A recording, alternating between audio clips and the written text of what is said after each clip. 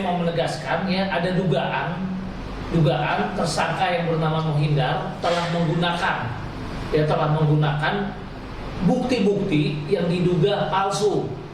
Jadi pada intinya dia mengaku-ngaku sebagai pemilik dari merek Polo by Ralph Lauren, yang mana sebetulnya di Dirjen Haki terdaftarnya merek tersebut adalah merek Ralph Lauren. Ya, jadi pada saat dia sidang ditambahlah kata-kata Polo by-nya itu.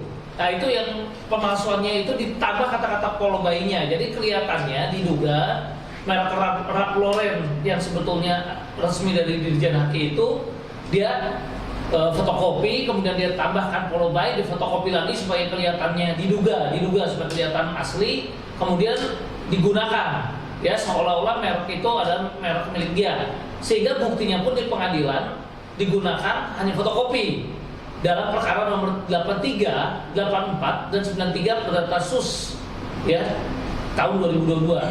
Nah, ini yang saya tekankan, dan itu kejadiannya di PM Niaga Jakarta Pusat. Ya. Nah, ini kemudian kita juga lakukan penelusuran dan kita cek. Ternyata di Dirjen Haki juga itu seharusnya merek Ralph Lauren tersebut sudah dihapus. Ya, bukan milik daripada Mohindar itu. Ya, diduga memang telah terjadi. Kembali lagi dia melakukan manipulasi, mengaku sebagai pemilik. Kenapa? Karena di putusan putusan PN dan Mahkamah Agung ya, di sini kita bisa lihat di tahun 95 itu dia sudah dikalahkan dan dinyatakan bahwa dia tidak lagi berhak atas merek itu. Jadi harusnya itu sudah dihapuskan. Jadi bagaimana orang yang tahun 95 sebetulnya tidak berhak atas merek itu kemudian mengajukan gugatan di tahun 2022 mengaku-ngaku seolah-olah masih pemilik. Ya, kemudian di Dirjen Hakinya pun ketika dikonfirmasi itu terdaftarnya namanya Ralph Lauren, ternyata didaftarkannya dia mengaku sebagai pemilik dari merek Polo by Ralph Lauren. Ya, jadi ditambah kata-kata Polo by tersebut. Kemudian atas dasar temuan itu, klien kami juga telah melakukan upaya hukum dan melakukan laporan polisi ya di Mabes Polri, yang mana sudah diterima di Mabes Polri, dan dia pada akhirnya sudah menjadi tersangka, yang kemudian karena dipanggil beberapa kali kami dapatkan informasinya nggak pernah hadir, sudah keluar pula DPO-nya. Ya, makanya di sini kami mohon supaya cepat perkara ini berjalan dan berlanjut, dan kami mengharapkan saudara tersangka Mohindar yang diduga telah melakukan pemalsuan merek dan menggunakannya untuk upaya hukum di pengadilan dalam melakukan gugatan perdata tersebut bisa segera ditangkap, dan kita mohon kalau sudah ditangkap ditahan, karena kalau orang yang sudah menjadi DPO kelihatannya dia berbahaya sekali kalau ternyata tidak dilakukan penahanan, karena dia bisa kabur lagi.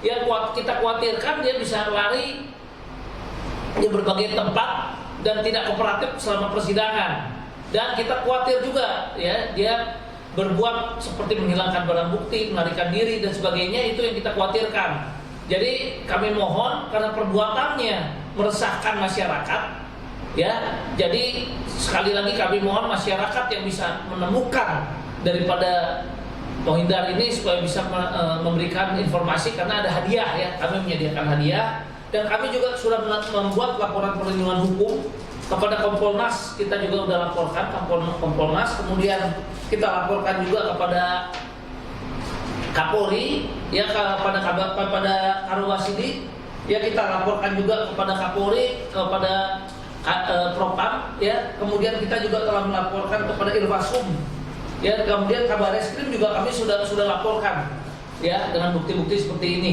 Jadi sekali lagi kami mohon supaya masyarakat yang bisa menemukan tersangka Mohindar yang sudah menjadi DPO ini untuk segera menginformasikan, dan kami mohon dan sangat berharap supaya Mabes Polri bisa segera menangkap dan menahan orang ini, karena sudah perbuatannya sangat meresahkan masyarakat ya. Dan kami perlu jelaskan, tersangka Mohindar yang diduga telah memalsu merek Polo by Ralph Lauren milik Polo ini, dia sebetulnya tidak punya pabrik ya, sehingga ini sangat meresahkan karena Polo sebagai pemilik daripada merek-merek tersebut yang memiliki 1.800 karyawan mengalami kerugian baik material maupun imaterial yang luar biasa akibat perbuatan dari seorang Mohinder yang diduga tidak punya pabrik dan sebetulnya tidak memproduksi atas merek-merek tersebut, tapi tiba-tiba ya dengan selebar fotokopian, sekali lagi ya dia memenangkan perkara juga. Kalau di perkara 83, 84 dan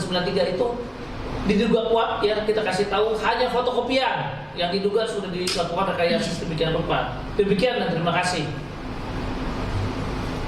Sejak kapan sih Bang melakukan yang diduga?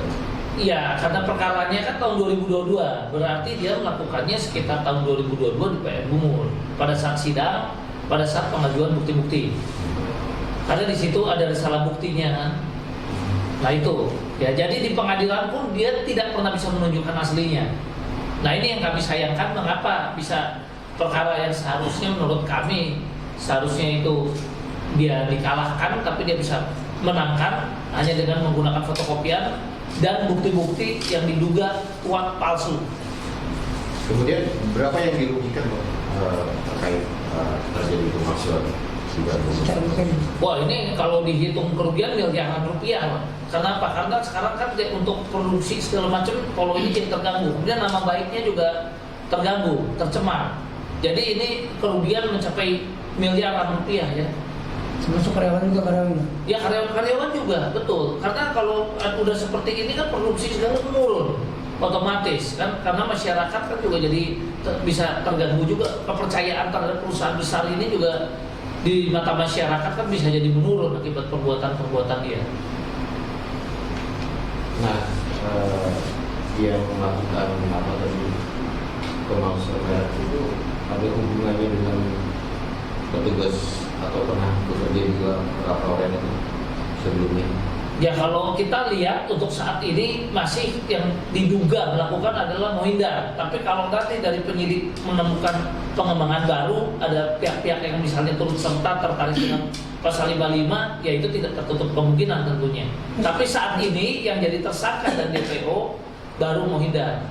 Maksudnya ada hubungan dengan pihak tergugat? Ada hubungan juga dengan? Ya untuk saat ini ya dia yang untuk pihak dia sebagai pihak yang mengaku-ngaku sebagai pemilik dan melakukan upaya hukum, dia tidak ada hubungan. Dia pihak yang tidak orang lain yang mengaku-ngaku memiliki merek tersebut juga. Yang dengan bukti tadi saya bilang dugaan rekayasa dengan fotokopian. Sampai saat ini Pak, DPO itu dikeluarkan oleh Mabes Polri dari bagian apa?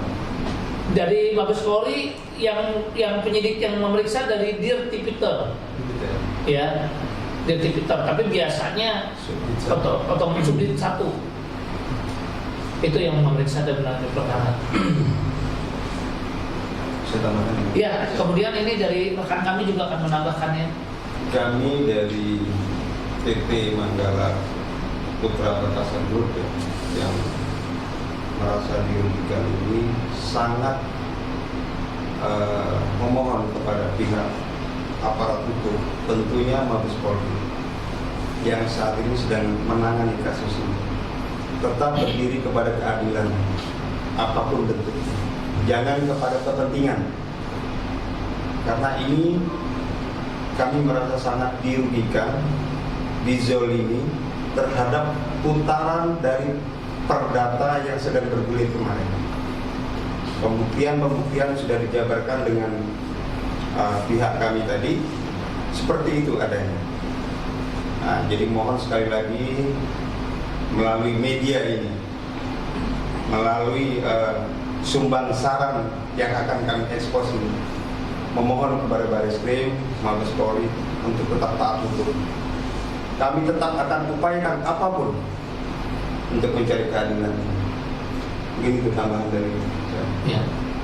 Jadi pada intinya kami mohon supaya polisi segera bisa melakukan penangkapan dan penahanan. Kami berharap ya, karena kita khawatir ya tersangka menghindari ini yang diduga telah memalsu merek ini sangat meresahkan masyarakat, dan kita khawatir dia pun mengulangi perbuatannya dan melakukan lagi ke pihak-pihak lain sehingga akan semakin banyak korban yang berjatuhan.